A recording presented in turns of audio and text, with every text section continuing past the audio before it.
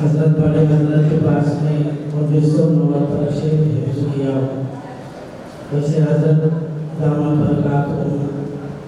ہماری بہترین تربیت کرتے تھے۔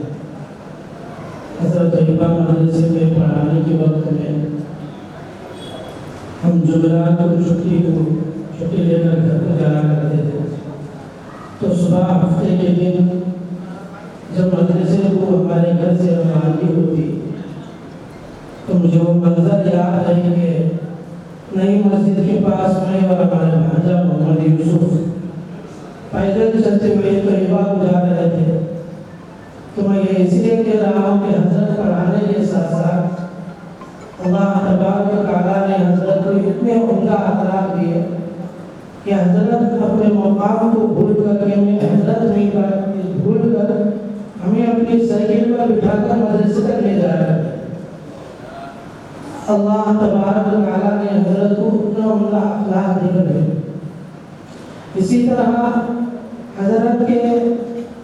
بہت بڑے احسانات کہ ہم جو نماز پڑھنے کا جو طریقہ عملی طور پر سیکھے ہیں وہ حضرت کو دیکھ کر ہی سیکھے ہیں۔ پانی پینے کا طریقہ، چپل پہننے کا طریقہ، یہاں تک کہ ہمارے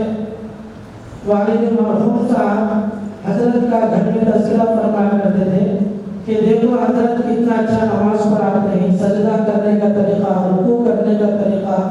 اور تجوید قرآن پڑھنے کا طریقہ ان کو دیکھ کر بھی سیکھنا چاہیے۔